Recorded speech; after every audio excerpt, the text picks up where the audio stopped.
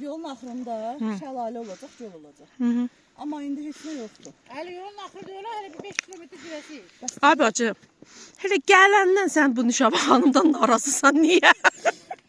Axırında heç nə göstərmir. Göstərəcəm. A, sənə şokolad verdiyi az deyil, hə? Qaytar onun şokoladını tez ol. Dağlar düşək, gör nə qəşəngdir. Boyum çatır ki. Axırda çay alacağıq, gəl. Aynur, dayan. Zavizalı. Yaz avizal. Hadi zaviza çelim buralarda ne kadar. Yox, kızınız avizal. Kızı da.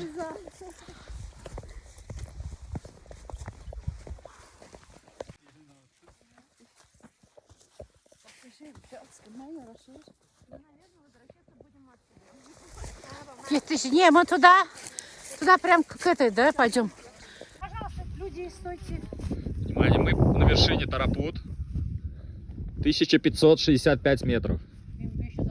Молодцы. Да, вы молодцы. Начинаем спуск. Пока. 5 manat. Ayağım getdi. Vay. 10 manat. Ola bilir. Şeydə var.